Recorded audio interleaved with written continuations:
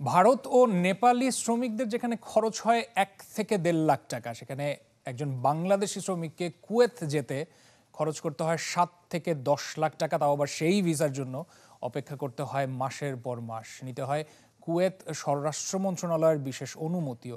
আর এই সব ভিসা জটিলতায় বাংলাদেশ থেকে কুয়েতে দক্ষ শ্রমিক পাঠানো সম্ভব হয় না বলে মনে করছেন অনেকেই। কুয়েত থেকে জিসান মাহমুদের তথ্য ছবিতে ডেস্ক রিপোর্ট।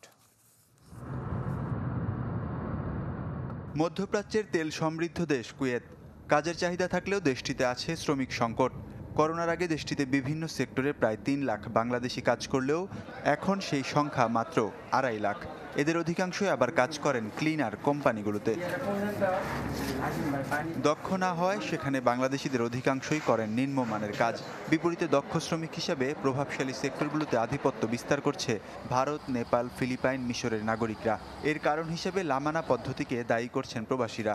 এই পদ্ধতিতে ভিসা পেতে প্রয়োজন হয় কুয়েত স্বরাষ্ট্র মন্ত্রণালয়ের বিশেষ অনুমতির। নামমাত্র টাকায় ভিসা দেয় কুয়েতের কোম্পানিগুলো। তবে দালালদের হাত ঘুরে বাংলাদেশিদের জন্য সেই ভিসার দাম পড়ে 7 থেকে 10 লাখ টাকা।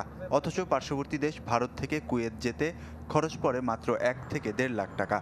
আবার ভারত থেকে ভিসা পেতে যেখানে সময় লাগে 7 দিন, সেখানে বাংলাদেশিদের অপেক্ষা করতে হয় মাসের পর মাস। কখনো আবার বছর পেরিয়ে গেলেও মেলে না ভিসা। ইন্ডিয়া কিন্তু 1 লাখ 1.5 লাখ টাকা দিয়ে আসতে পারে, কিন্তু আমরা পারি না।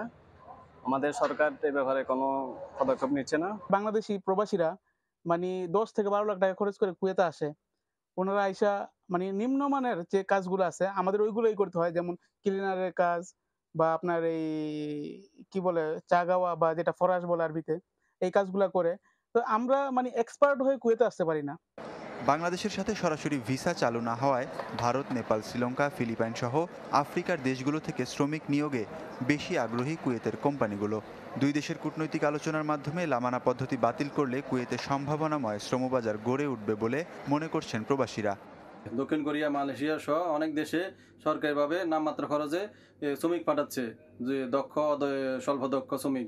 কিন্তু সেম একই প্রক্রিয়া যদি কুয়েত গভর্নমেন্টের সাথে কথা বলে যদি সেম শ্রমিকদেরকে প্রশিক্ষণ মাধ্যমে স্বল্প খরচে কুয়েতে পাঠাতে পারে, তাহলে দেশের অর্থ বাঁচবে এবং দেশের রেমিটেন্স বাড়বে। কুয়েতে ক্লিনার কোম্পানিগুলোর বেতন কম হওয়ায় 90% বাংলাদেশি অবৈধভাবে পার্ট টাইম কাজ করেন, যা দেশটির আইন বহির্ভূত। এতে প্রশাসনের হাতে পড়লে অবৈধ অভিবাসী হিসেবে চিহ্নিত করা হচ্ছে তাদের। পরিণামে কুয়েত ছাড়তে হচ্ছে অনেককে। ওয়ালিউল্লাহ ফারুক, চ্যানেল 24।